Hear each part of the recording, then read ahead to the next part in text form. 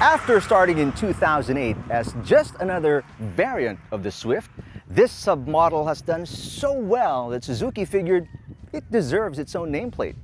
Launched locally in 2018, we review this updated 2021 Dzire GL Plus to see what makes it Suzuki's #1 selling sedan.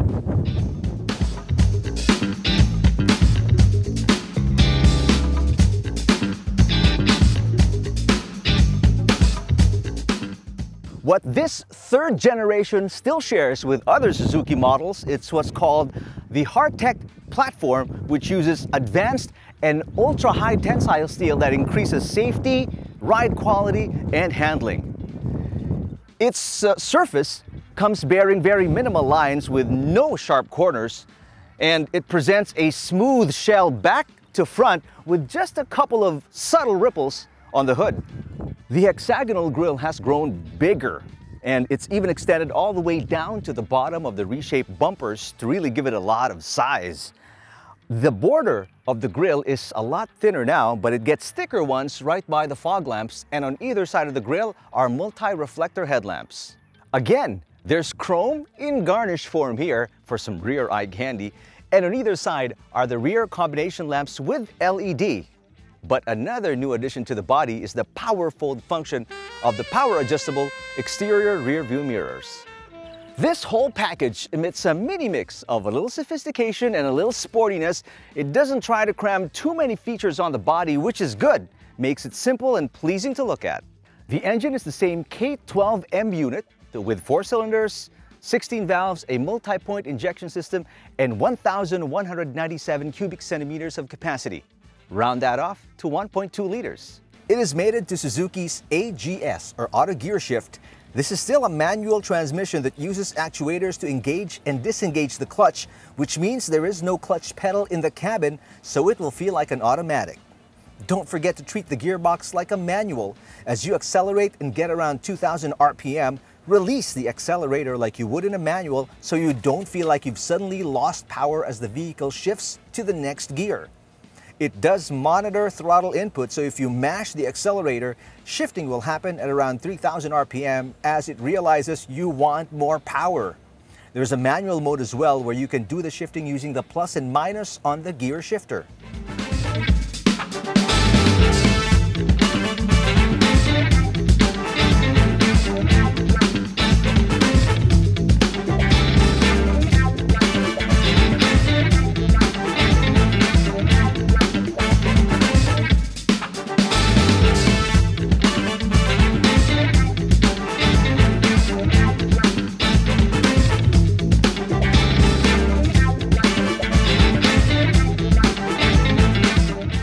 Inside the Dzire is the same layout, features, and elements. It's all plastic from the dashboard all the way to the door panels, and there are no soft touch surfaces, which is understandable for the price point. The air vents mimic the shape of the grille, which I like. It shows continuity. The flat bottom steering wheel feels big relative to the size of the vehicle and the cabin, but it does come with buttons to control the volume of the stereo, plus the hands-free phone system. It also retains the same 7-inch touchscreen of the previous model, plus the shapes of the knobs of the climate control system and the ports at the bottom, which is a 12-volt one on the left side and USB and aux in on the right side. Now, a single thick silver strip breaks the monotony of the black dashboard as it streaks from the middle all the way to the right side.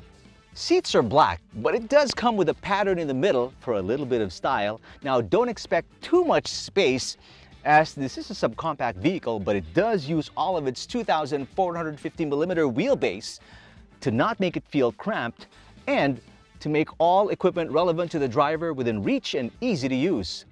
Headroom is good, as the roof is somewhat dome-shaped, which raises the cabin ceiling. Now, you can sit 5, but it's best for 4, as the center comes with an armrest with cup holders, but it does come with aircon vents and a 12-volt outlet.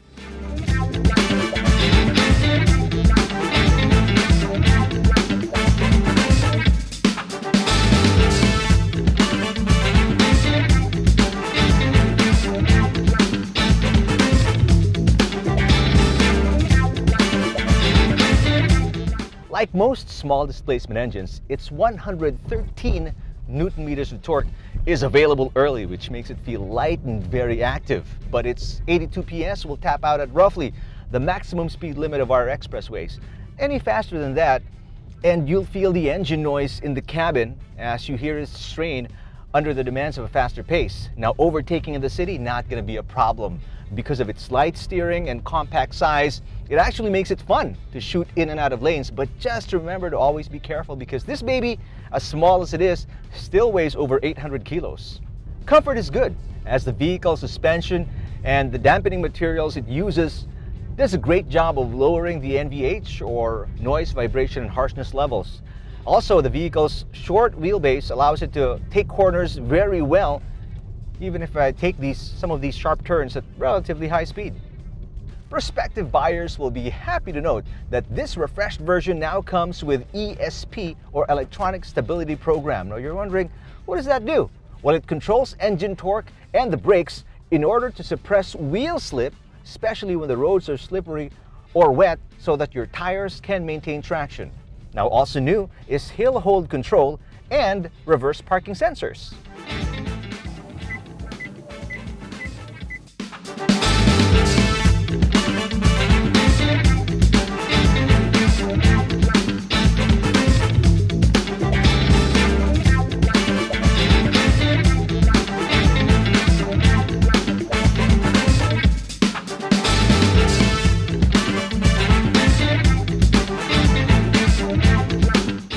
Released in February 2021, this 708,000 peso unit is really priced great for what it brings and how it looks.